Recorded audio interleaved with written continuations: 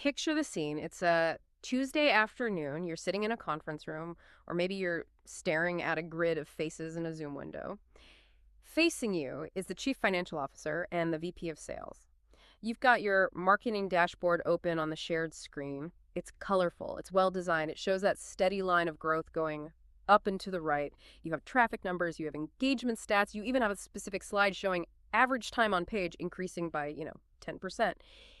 You feel good about the work the content team has done this quarter. You've published 20 articles, launched a podcast, and refreshed the newsletter. Then the finance lead looks at the screen, pauses for a moment that feels like an hour, and asks the question that every content marketer dreads. Okay, this looks great, but what did this actually earn us? And before you answer with brand value, can you tell me if these costs on slide 4 are accurate, or did you leave out the expensive stuff?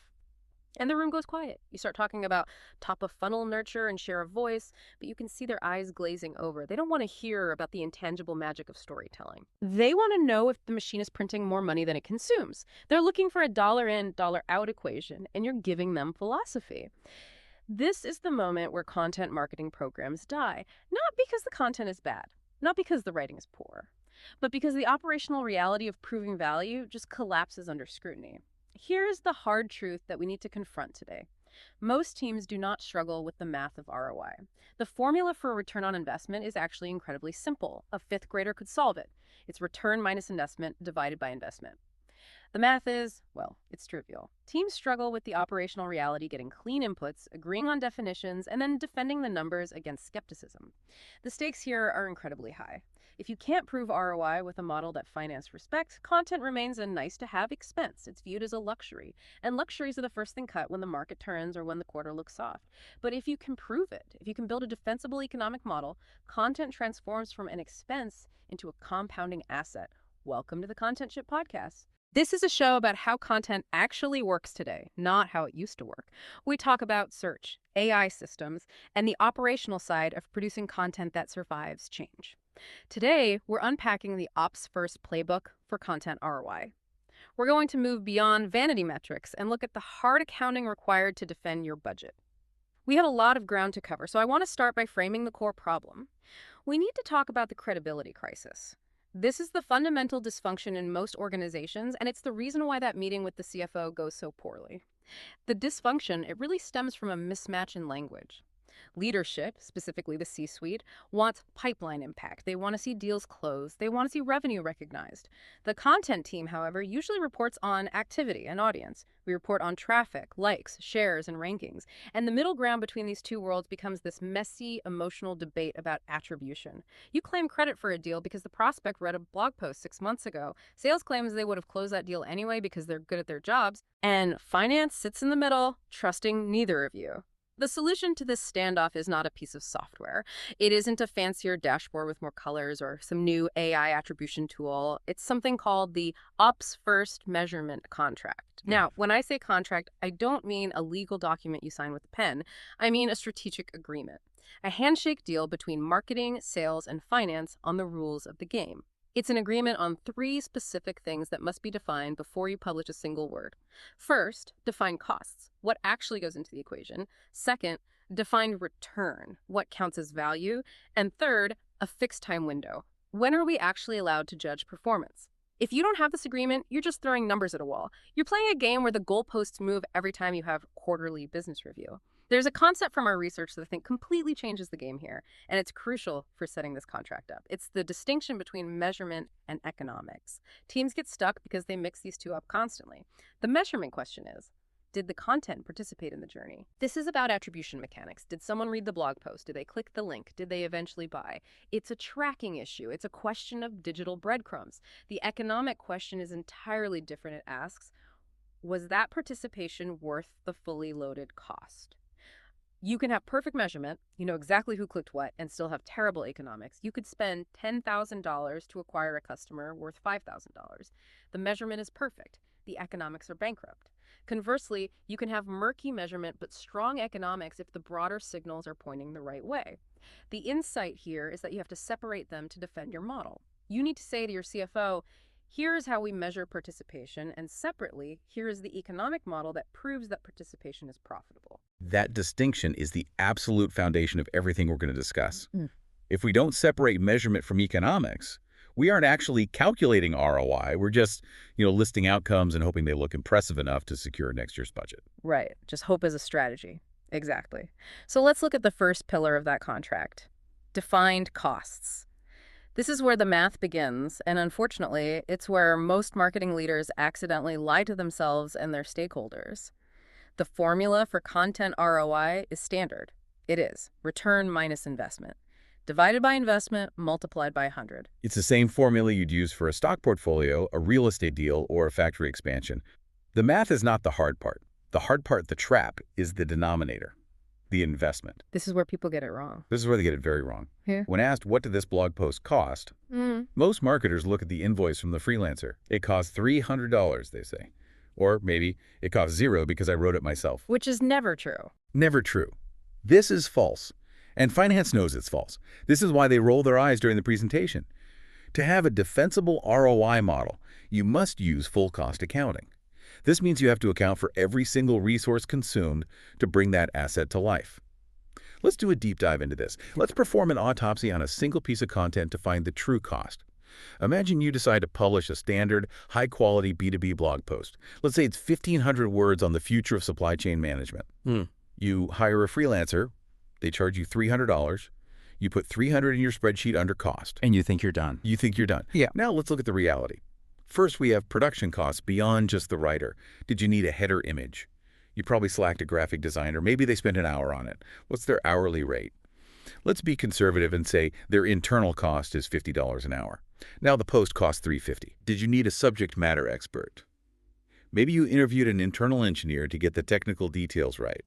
That interview lasted 45 minutes. That engineer is expensive. Let's say their internal allocation rate is $100 an hour. Add another 75 to the pile, we're at $425. Already creeping up. And now we move to the second category, internal labor allocation. This is the one that's most often missed, and it's usually the most expensive. That draft didn't just magically appear on your website. You, the content marketing manager, you spent an hour creating the brief. You spent another hour reviewing the outline.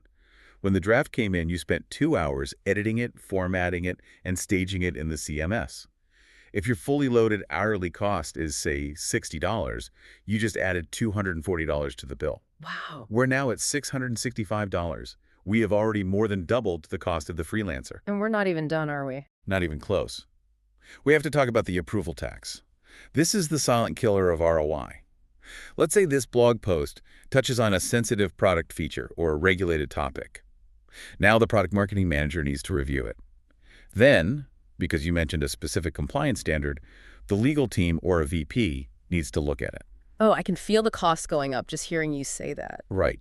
Think about the mechanics of that review. It usually happens in a Google Doc. There are comments, there are revisions. There's a meeting to discuss the revisions. If a product director and a compliance officer each spend 1 hour reviewing and debating this post, you are adding high-level executive salary to the cost basis. That could easily be another $300 or $400 in internal resource allocation. So that $300 blog post is now what? Over $1,000? Easily over $1,000. And why does this matter? Because if you calculate your ROI based on a $300 cost, you might think you have a 500% return. But if the real cost is $1,000, your ROI might be 0 or even negative. If you present that fantasy number to a CFO, they will destroy you. They know the lights stay on, the software gets paid for, and the salaries get paid somehow. If you don't account for that overhead, you just look naive. Then there's more that goes into the cost, right? It's not just labor. Absolutely. There are 2 other categories we have to add to this denominator. Third is tooling. Content doesn't happen in a vacuum. You pay for SEO subscriptions like Ahrefs or SEMrush to find the keywords. You pay for Asana or Monday.com to manage the workflow. You pay for the hosting. You might have subscriptions to large language models like ChatGPT or Jasper. Things you just take for granted. Exactly. You can't just ignore these costs. You have to amortize them. If your tech stack costs $2,000 a month and you produce 10 pieces of content, every single piece starts with a $200 debt. Fourth is distribution. Content is not an asset until it is seen. This includes paid boosts on LinkedIn, newsletter software fees, and syndication costs. If you spend $50 to boost the post, that goes straight into the investment. And these costs aren't always the same, I imagine. No, and that's a key point. We also have to talk about operational variability. Costs are not static. Sometimes you're in a scaling phase. You might use remote content writer jobs boards to find cheaper contractors to pump out volume for a glossary project. In that case, your production cost drops, but your editing and management costs might skyrocket because the quality is lower and requires more internal fixing. Right, you're trading one cost for another. Precisely. Other times, you're relying on expensive, senior in-house talent. The quality is high, so editing time is low, but the base salary cost is massive. Your model has to capture this fluctuation. You can't use a flat average cost forever. You need to update your assumptions quarterly. The takeaway here is stark. A blog post is rarely cheap once you add in the project management overhead and the 3 weeks it sat in approval limbo. If you only count the writer's fee, you are artificially inflating your ROI. You might feel good about the number, but you are building your strategy on a fantasy. When finance drills down, that house of cards collapses. You have to embrace the pain of full cost accounting. Yes, it makes your ROI look lower initially, but it makes your numbers real. And in business, real numbers are the only ones that save your job. That is a sobering breakdown. I think everyone listening just mentally added up the cost of their last blog post and probably shuddered a little bit. But you're right. If the cost is wrong, the ROI is a lie. So we've established the cost. We know how to calculate the investment without lying to ourselves. Now let's look at the other side of the equation, the return. This is step 2 of the ops first measurement contract. And frankly, this is where the fights happen. The biggest trap in defining return is what we call the last touch trap. This is the tendency to only give credit to the very last thing a prospect clicked before they handed over their credit card or signed the contract. Which is just a disaster for B2B. It's a disaster. In B2B marketing or any complex sale involving a long decision cycle, it's intellectual dishonesty. I like to use a sports analogy here. It's like watching a basketball game and saying the only player who contributed to the score is the one who took the final shot. You ignore the rebound. You ignore the screen that freed them up. You ignore the pass. The assists. The assist, that's the key word. Content operates as a sequence of assists. Think about the user journey. First, there's a blog post that explains the problem the user is facing. They read it, realize they have an issue, and they leave. 2 weeks later, they come back and read a comparison piece that removes their doubt about potential solutions. Finally, they download an implementation guide that lowers the perceived risk of switching vendors. Then, and only then, do they click Talk to Sales. If you only credit the Talk to Sales button or the ad they clicked right before it, you've decided that all that previous content was worthless. But here's the catch. If you turn that content off, the sales stop happening. The assist disappears, and the shooter never gets open. Exactly. So how do you report this to a skeptical CFO who hates fluffy numbers? You don't try to find one perfect number. You use a tiered solution. You present 3 tiers of return side by side. Tier 1 is the conservative number. This is closed-won revenue directly connected to tracked opportunities. This is the least controversial metric. The story is simple. They read this article, they immediately clicked demo, they bought. It's rare, but it's irrefutable. It is rare. It might only happen 5% of the time, but it's real cash. Irrefutable. Tier 2 is the influence number. This is influenced pipeline. This tracks where content appeared anywhere in a multi-touch path. Maybe they read the blog 3 months ago and then came back via a Google ad. The ad got the last click, but the blog influenced the journey. And this number is always going to be much bigger. It shows the ecosystem. Much bigger. It shows the ecosystem effect. And then tier 3 is the proxy number. This is usually lead value. For example, if you generate 100 marketing qualified leads, or MQLs, and you know historically that leads convert at 5% and are worth $10,000, you can assign a proxy value to those leads. Now, I want to be very clear about how you present this. There's a danger here. If you walk into a boardroom and lead with tier 3, if you say, we created $1 million in proxy value, the CFO is going to laugh at you. You can't pay the bills with proxy value. You can't pay the server bill with proxy value. You cannot pay salaries with MQLs. The genius of the tiered approach is psychological. It stops the argument before it starts by validating their skepticism. When you present tier 1, the CFO nods. They see the safe revenue. It proves you aren't making things up. You're showing them the cash receipts. Then you show tier 2 and tier 3, which acknowledge the broader reality of how marketing works. You say, here's what we can prove with a direct receipt, tier 1, and here's the total ecosystem value, tier 2 and 3, that predicts our future growth. This framing allows executives to accept the model. They get the conservative floor they need for safety and the ambitious ceiling you need to justify growth. It changes the conversation from, is this true too? How do we get more of tier 1 and tier 2? If you're finding this deep dive into content operations useful, take a second to follow or subscribe to the show. It helps us keep unpacking these complex topics and moving beyond the basics. Now that we've defined cost, the investment, and return, the tiered value, we have to address the third element of the contract, the time window. This is a big one. This is where the operational discipline really gets tested. This is where most strategies get killed prematurely. You have to understand the fundamental difference between rent and own. With a paid ad PPC or social, you are renting attention. You put $1 in, and you see the result almost immediately. It's a faucet. You turn it on, water flows. You turn it off, the water stops instantly. The measurement window is short, usually days or weeks. But content isn't like that. Content is not rent. Content is ownership. It's agricultural. You plant the seed, you water it, you weed the garden, and the harvest comes later. The problem arises when organizations try to report on content using a paid media cadence. If you report on ROI weekly, you are going to punish your best long-term assets and reward short-term noise. Can you give an example of that? Sure. Let's look at a scenario. You write a viral post about a trending topic in your industry. It spikes traffic this week. It looks like a huge success on the dashboard. But next week it's gone. And when you look at the quality, it brought in 0 qualified leads because it was just news. Empty calories. Empty calories. Meanwhile, you write a boring, high-value guide on enterprise implementation protocols. It gets 10 views this week. The ROI looks terrible, but those 10 views were from decision makers. And over the next year, that guide will continue to get 10 views a week, every week, from high-intent buyers. So if you judge too soon, you make the wrong call. You make exactly the wrong call. If you measure on a weekly basis, you kill the implementation guide because it looks slow, and you double down on the viral fluff because it looks fast. You end up with a blog full of noise and an empty pipeline. The solution is to agree on a statute of limitations, a measurement window. You need to tell leadership, we are going to judge the success of this asset over this specific time frame. And what should that time frame be? Based on the data, here are the benchmarks you should be looking at for B2B.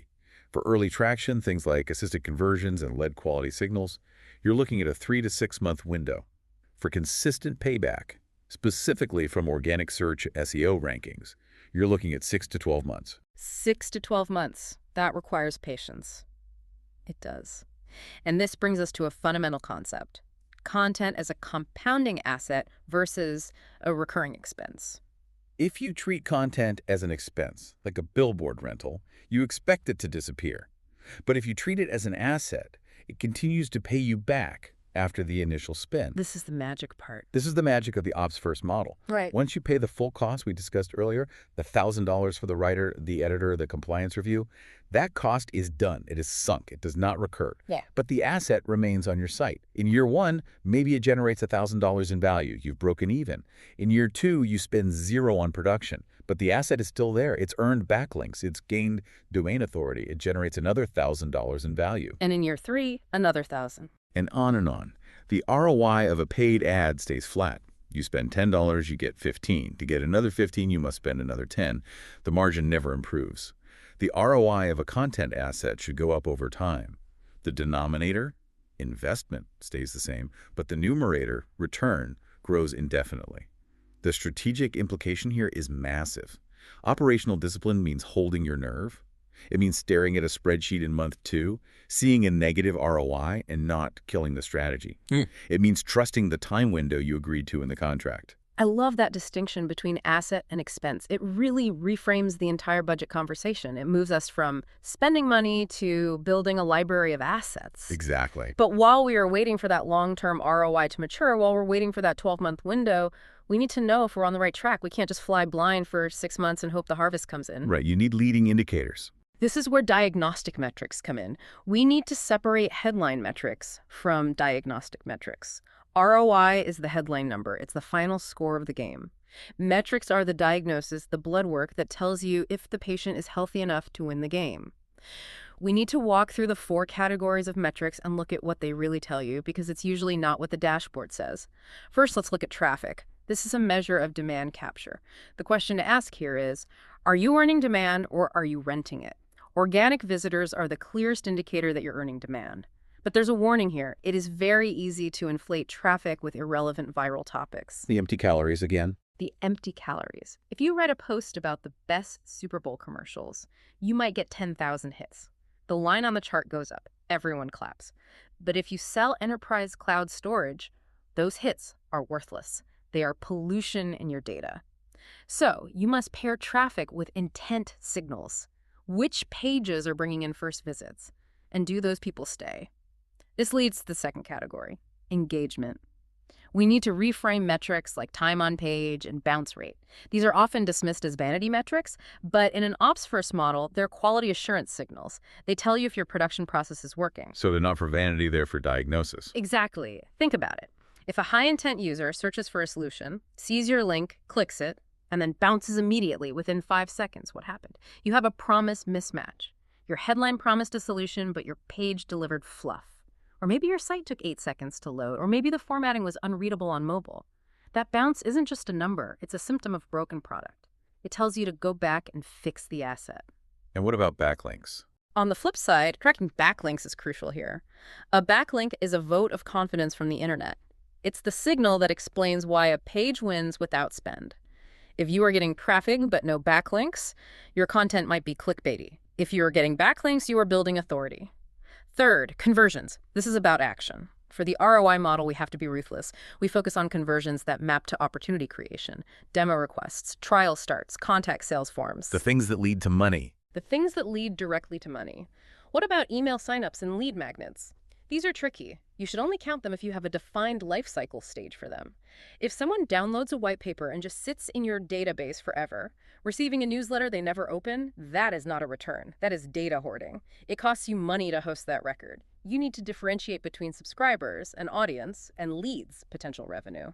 Finally, the fourth category, revenue. This is the CFO layer. Here we look at CAC from content, customer acquisition cost. This is simply total investment divided by customers acquired with a content touch. We also look at pipeline influence. This is the big one. This shows where content reduces the need for paid spend. If you can show that customers who read your blog close 20% faster than those who don't, or that they require 30% less paid retargeting to convert, you've proven the economic value of your work. You are making the sales team more efficient. We've covered the theory, the math, and the metrics. Now let's talk about the tools and the operations. How do you actually build this machine? The practical stuff. For practical stuff, there's a huge misconception that to measure ROI effectively, you need an expensive AI-powered magical software stack. You need a $50,000 attribution platform. The truth is, you don't. You need boring consistency. A reliable ROI system is built on a boring tool chain that is used correctly. I like that. Boring consistency. It's not sexy, but it works. You need 3 core pieces of technology. First, you need GA4, Google Analytics 4. This is for behavioral signals. The key here is not just watching page views. You need to configure specific events for form submissions. You need to know exactly when a user crosses a threshold from reader to lead. If you haven't set up key events in GA4, you are flying blind. Second, you need UTMs. This is non-negotiable, and this is where most teams fail. You should be using the Google Campaign URL Builder or a spreadsheet generator. Every single link you put in an email, every link in a social post, every link in a partner newsletter, it must be tagged. Why is that so critical? Because without UTMs, traffic shows up as direct or referral, and you lose the story. You cannot calculate ROI if you don't know where the user came from. But here's the catch. You need a taxonomy governance document. A rule book. A rule book. If one person on your team types LinkedIn, lowercase, as the source, and another person types LinkedIn, capitalized, and a third person types sociali, GA4 sees those as 3 different sources. Your data is fragmented. Standardizing this, making sure everyone types LinkedIn organic the exact same way, is an operational superpower. It sounds boring, but it is the difference between clean data and garbage. Third, you need a CRM or marketing automation platform. This is the bridge. This connects the on-site behavior, the click, to the pipeline, the money. Whether it's HubSpot, Salesforce, or Marketo, you need attribution reporting that can look back and say, this closed deal started with that blog post 6 months ago. You need to ensure that the first touch source and last touch source fields are actually being populated. Okay, so let's get practical. Let's say you're listening to this and you want to fix your ROI this quarter. You don't have budget for new tools. You don't have budget for more writers. How do you do it? I've got 3 quick wins that can improve ROI without forcing you to work more hours. Let's hear them. Quick win number 1, the audit. Most audits are useless because they just look for performance. You want to look for refresh candidates.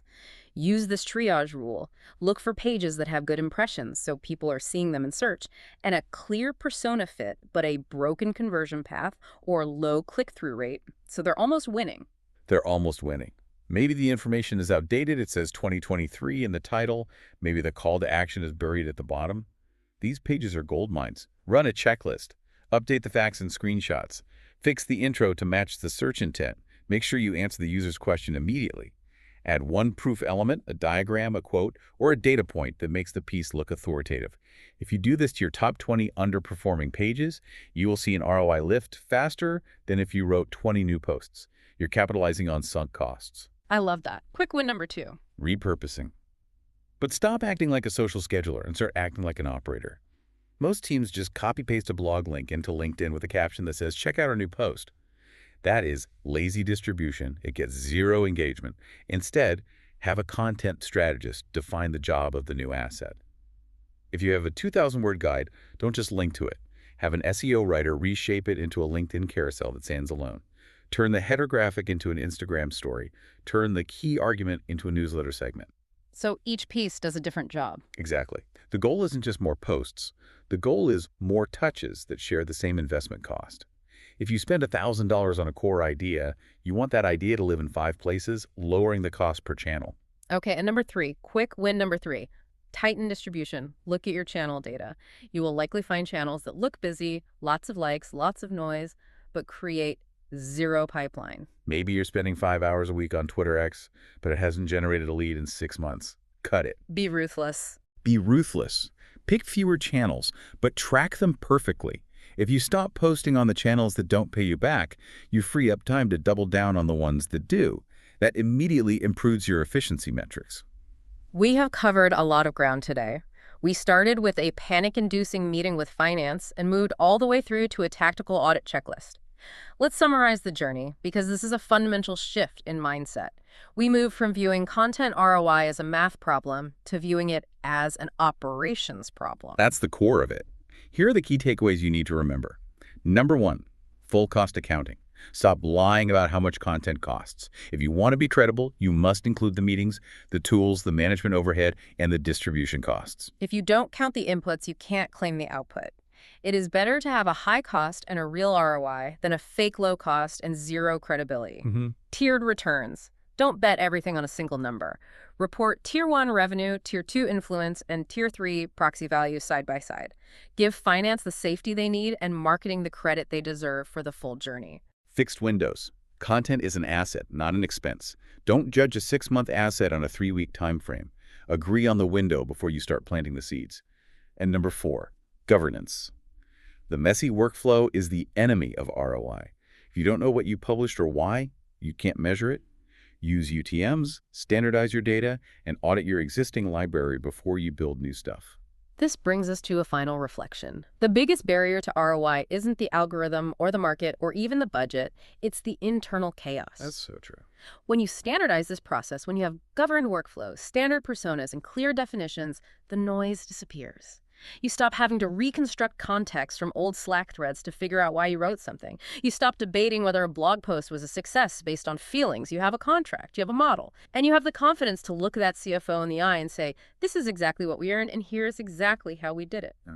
To learn more about governed content workflows, visit www.contentship.io. You can subscribe there for future deep dives into the operational side of content. Thanks for listening.